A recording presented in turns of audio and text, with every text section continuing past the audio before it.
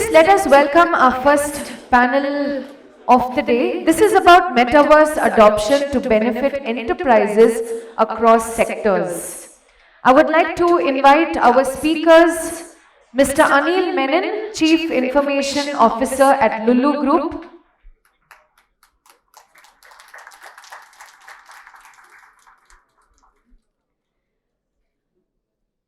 Mr. Neerav Parekh, Head of Information Technology at More Retail Limited.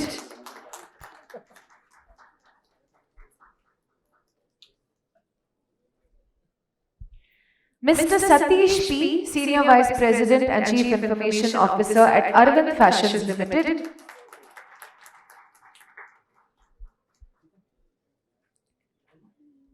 And to moderate this panel, we have Ms. Shilpa Sri Nayak, Director, Head Data and Open Innovation at Natixis.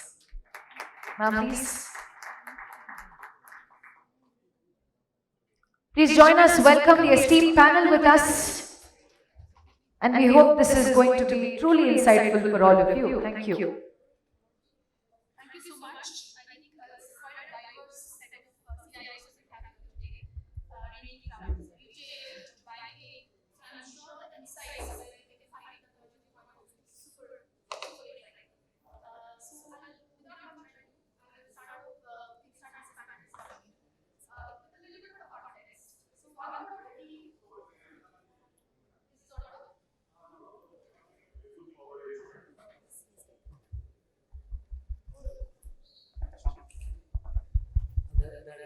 Yes.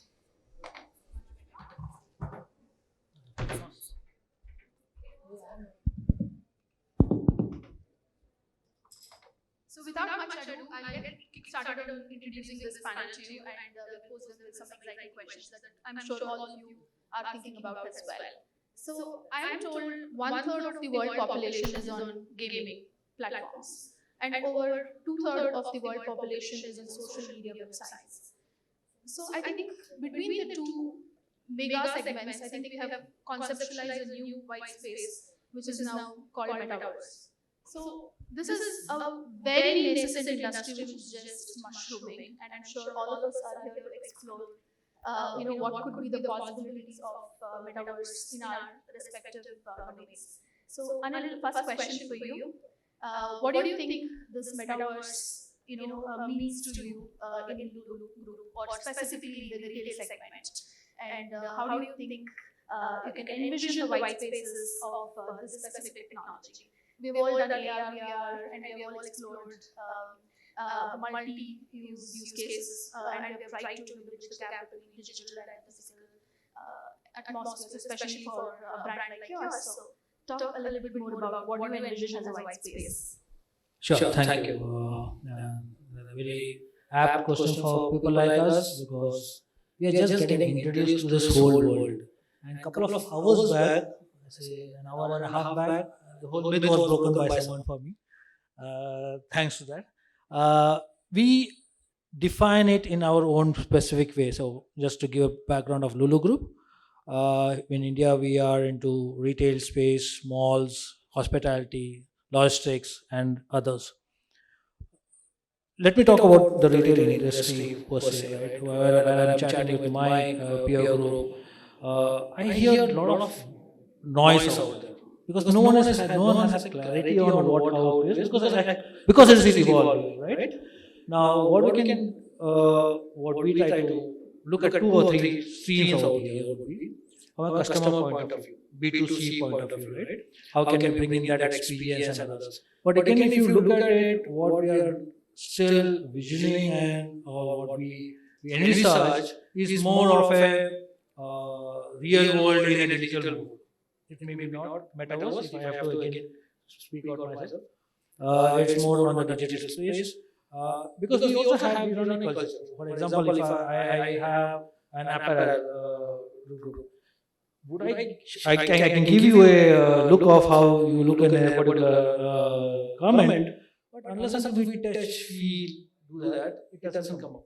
Now that's a very far away thought process. So for us to start with, it's more about how to move the physical world to the digital world.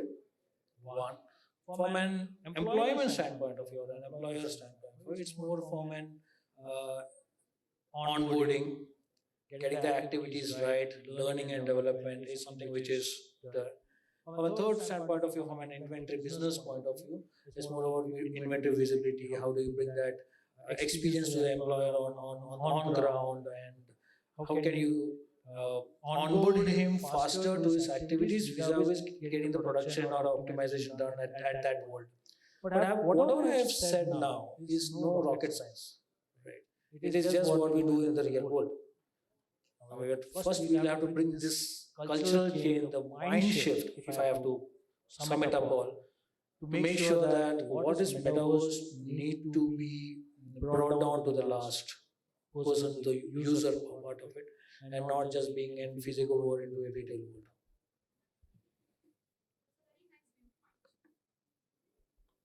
That's a very interesting viewpoint, right? So you're not trying to bring the physical world into a virtual world, but rather creating an entire space.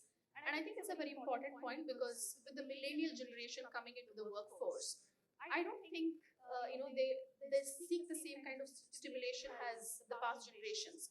For them, stimulation on gaming, on the social media has really have them on a high. So how do you capitalize some of this population onto this new set of world that you have? And it's not in entirety a new space as well, because I know that retail also heavily bets on placing in ads in gaming, and it has led to a good amount of conversion as well, from what I've read. So with that point, Mr. Nirav Parekh, the same question for you. So especially from more, what do you think is the white space that you can envision on the metaverse Yeah, platform? so just a correction. I represent the fashion business part in the Lilla. So what we see is, and you see a lot of noises around fashion being the early adopters of the metaverse. Okay, and we are the probably end customers of metaverse, not at the back end of technologies. But what I believe is, while we remain in the fashion industry per se, the metaverse would actually change the different dynamics. Okay, we'll not want to replicate what we see of fashion in a physical world to a metaverse, right? It's a different set of people. It's a different rules there. It's not about building the same suit here, put an NFT on top of this, and start saying this is a metaverse. Metaverse can actually define the physical rules. You can define a shoes, simple black shoes. You don't have to create a simple black shoes in the metaverse, right? You can bring in your own creativity of creating a different fashions. Okay, you will find a different generations of people who would adopt metaverse fashion very differently. So for us, it starts while being in a fashion. There's actually a paradigm shift in the way the organization looks at the new set of customers and how we adopt the uh, metaverse. So our primary goal today is to start adopting, start experimenting till the entire ecosystem gets stabilized. Okay. Ultimately, all of us are in doing business, and we would want to make some money at some point of time. But we want the NFT commerce and all to stabilize. But till then, we would basically be experimenting with our consumer experiences, immersions, how do I acquire customer, new set of customers, and change of the mindset of the organization. That's what we would be doing. That's a very clear demarcation. So the target segment is completely different from what I hear you.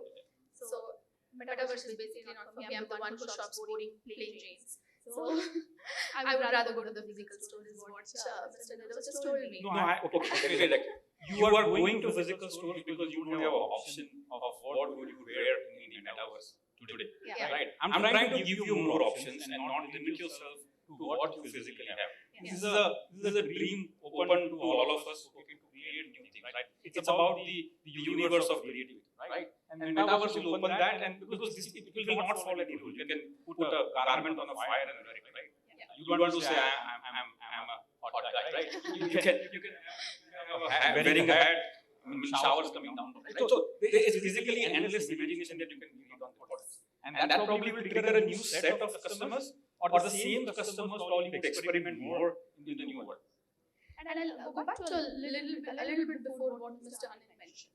It's about how do you create the sensory experience, because it's a very important factor which could really make or break the metaverse experience, right? So the smell and the touch and the feel, which you probably engage in an offline mode. How do you bring that onto a metaverse experience? Okay. Same question, same answers. Don't compare the physical world with the metaverse, right? We will find a different sensory applications. Okay. The devices have to develop, but we'll find it different. I mean, same me 10 years back sitting in a conference saying we don't see a fashion world moving to online business. I need to see touch and feel. I need to see fit. I need to see garment. How did it move? It moved, right? And we find all our solutions around it, right? So we will find a different versions of consumer immersion into our metaverse, right? The biggest part of the metaverse than the current version is going to be a community-based experience, right? What you don't see today. You imagine an Indian family going for a wedding shopping. Okay, you can have your cousins joining from US, Europe, recognizing what kind of food, what kind of lehenga. Okay, this is a very different experience of shopping that you would see, rather than saying what I have today, how to announce it. That's what I'm saying. It's going to be a paradigm shift in thought process of what kind of immersion that we want to bring into the consumer. Absolutely, that's a very interesting viewpoint. Because bringing that social element into an online shopping experience is a very interesting take. And I think there is also some bit of connectivity with IoT and other devices, right? Like I recently came across a startup which had built gloves, wearing which you can sort of touch and feel fabrics, you can experience what it would be, what it would look like or feel like, right? In a virtual world. If I just had let's say the glove handy. So very interesting viewpoint. Thanks for that. And picking a thread from Mr. Hirav, a question for you, sir, Satish. So the NFT market is closely aligned to the metaverse industry today.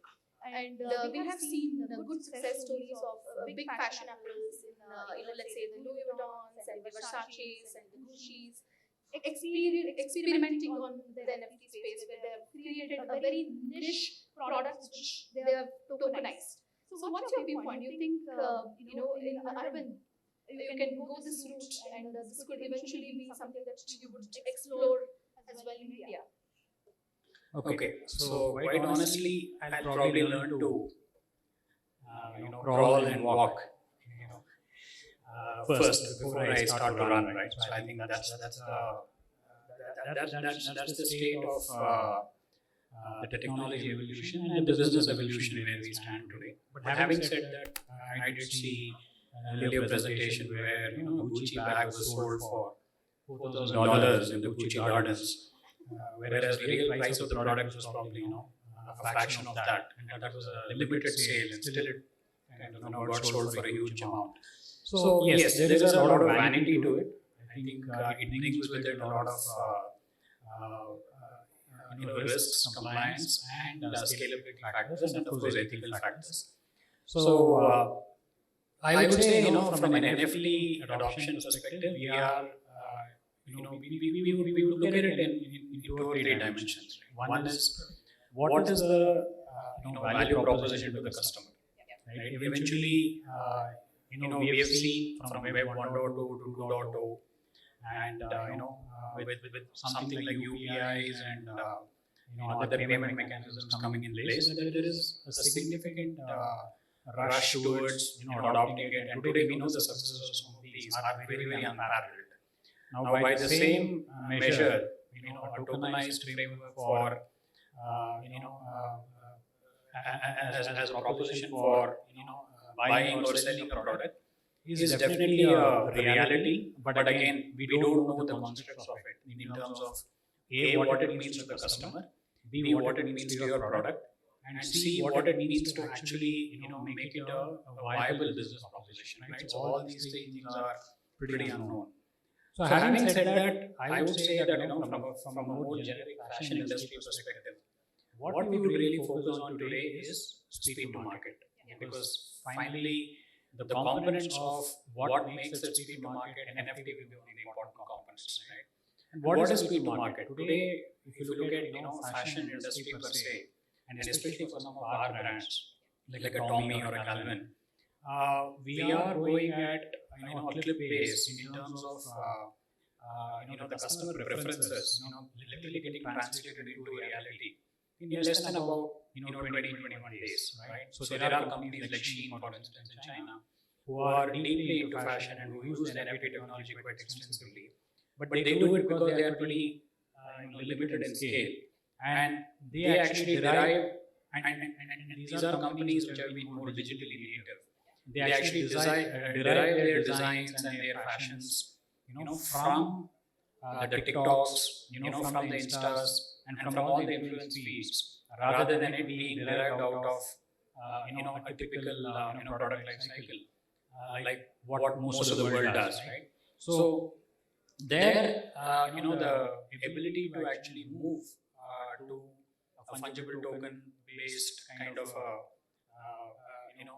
adoption and a buying selling model is more natural, because that's the way they would have probably even envisioned their own architecture, their business processes, and the data models and the technology models, right?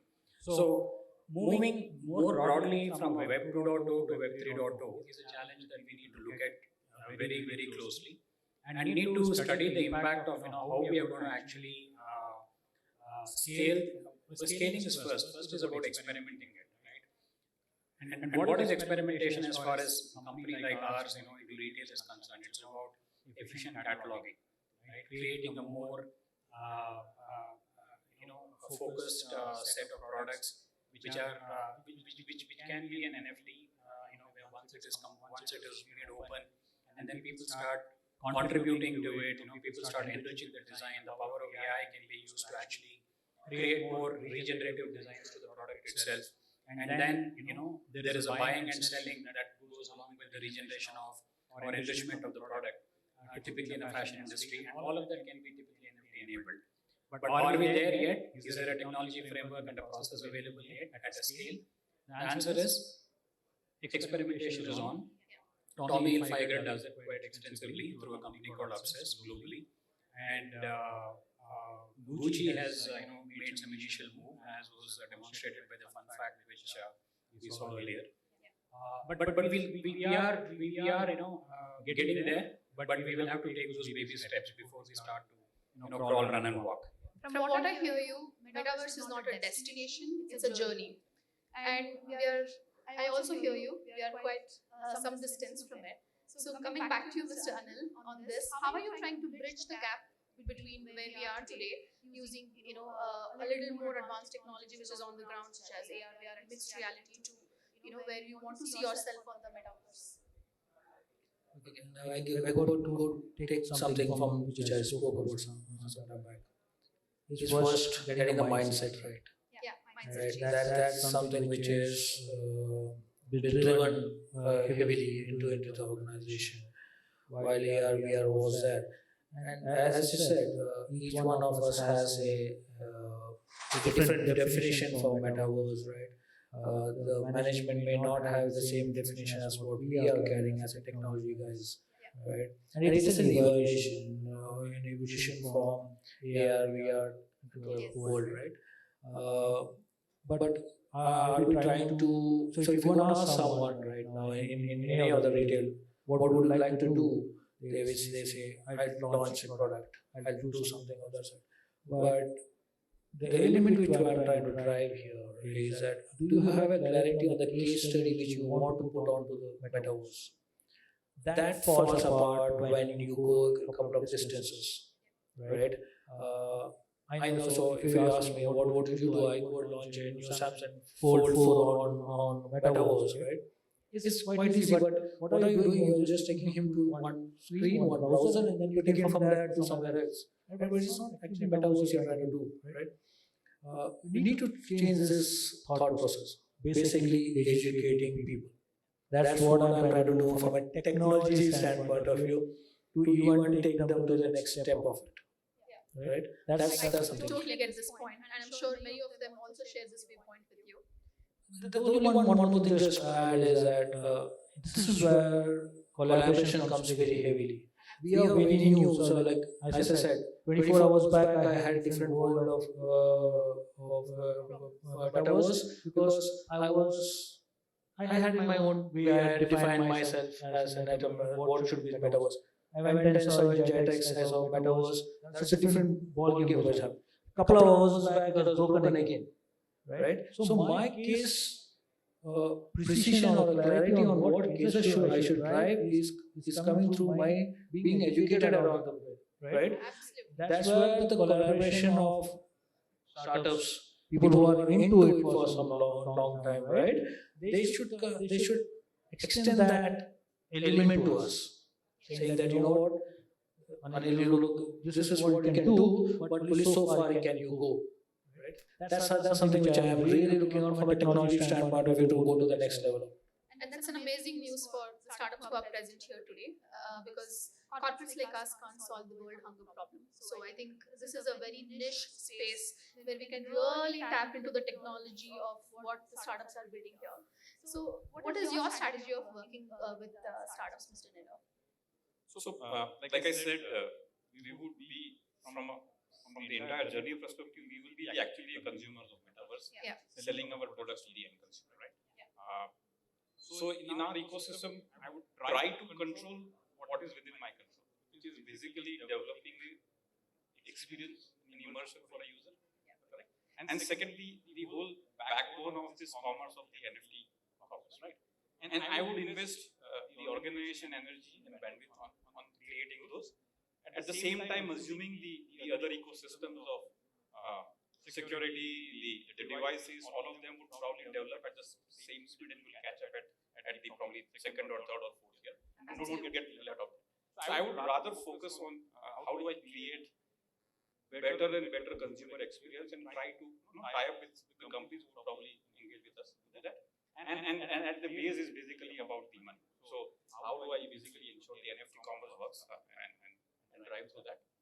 To me, NFT, while it's a technology, the backbone of the NFT is a human element of trying to possess something which is unique, which is trustworthy, and it can be identified, right? And that's what NFT is. Okay, it can actually tell me this is the only product in the world and sold to you, and you can actually track. Okay, but it's only 10 products like this, and there are no fake products like this, right? That's the first element of NFT. Second, current NFT which works with digital, how do we legitimize? How do we put it under governance? All of them have to work out to ensure that the metaverse ecosystem actually. So that's what our focus going to be. I think that's great news for the startups who are hearing to you today, and I'm sure they will reach out to you for the spaces that you just mentioned. Same question for you, Mr. Satish. What do you think is the unique use case that you want to work with the startups here? And do you think it is NFTs or Metaverse or maybe a congregation of the same, or is this something that you envision to build it yourself with with your internal stakeholders, or this is something that you would want to collaborate much more with the ecosystem partners?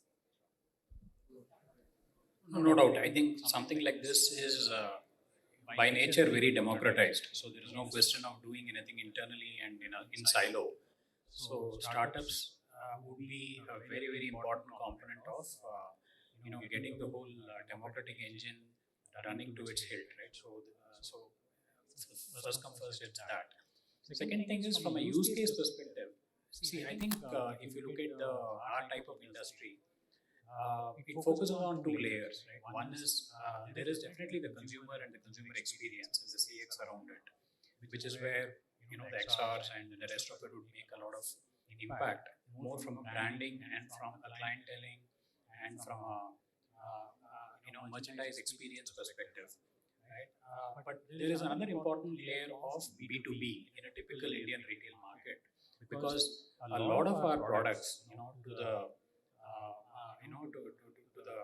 tier 2, tier 3 towns and the less than say 1 lakh population towns and villages would actually go through a series of distribution funnels. And today we see an increasing amount of aspiration to actually start consuming these products at multiple levels, right? And which is where for fashion brands, it's important that we actually have a very, very strong linkage to the B2B, right? And the B2B experience today is largely limited to our large key accounts, a few large distributors and so on and so forth. So how do I truly democratize this with the power of Web 3.0 is my broader use case, right?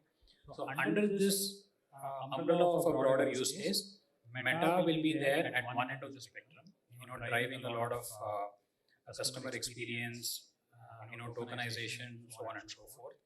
At the more, I would say, the rare end of the spectrum would be technologies around blockchain, right, which actually links a lot of our ecosystem partners in smart contracts, in contracts which can be seen as ethical, transparent business practice, and at the same time in the most competitive way that our businesses can work with us in a B2B way, right? So that is an equally important. And today, everything that I told actually works in the form of a large a trade show or a road show kind of an activity where we typically take spaces as big as almost a football stadium, sometimes outside of Bangalore, where a lot of B2B customers come and they talk about they kind of choose the Pantone colors for the year. They actually choose the designs. They help us make the swatches enriched, and then before we actually take it for fabricking and garmenting and before the final orders get confirmed. So this whole process is limited to is by and large physical, and at best it is digital because we have a mechanism to capture some orders at the trade show itself. Now, if I can move this entire process of a B2B demand management into a meta world, and I'm putting that more broadly because that will include contracts, that will include NFTs, that will include cataloging, and that will definitely include the AR XR experience. Then I think we are talking about an entirely different proposition. Companies at smaller scale globally have actually experimented with some of this. Shein is one example from China, the digital native. And definitely, I would say that there will be some elements of this that we will start kind of adopting as we go through the next few trade shows for ourselves. And do you think the pandemic has reinforced or accelerated the adoption of metaverse and the experience or increasing the experience on your non-physical? No, definitely. So a classic example is earlier somebody would want to feel the fabric, see the color, understand what are the options that are available, right, in terms of styles for the same version of the fashion element. And then they want to really see that, and then they want to decide on their purchase decision as a B2B buyer based on some of those parameters. Now, a lot of that has changed because everything is cataloged, right? So that is the first step towards a meta world, because now people are comfortable actually seeing, the grade of the fabric, the number of meshes, the number of threads, the yarn density. All of this can actually be depicted in a more real form, and definitely it can be validated at the time of QC or QA, right? So I think we've taken the first step in terms of digitization of a physical process. Now it's about making it meta, or I don't know what the equivalent of that would be, what word.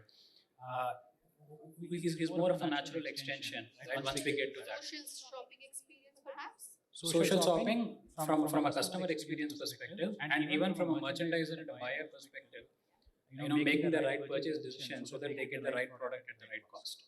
And this information always existed, right? Because we have always seen the description very clearly articulated. Correct. But I guess it was not enough.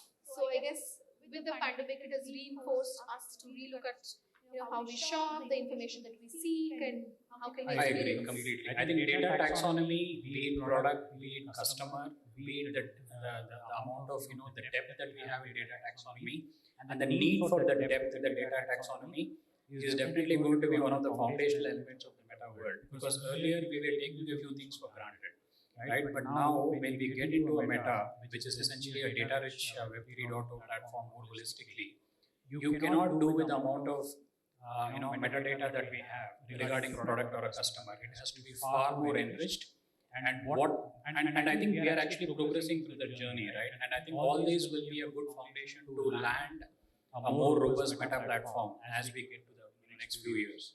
Very interesting.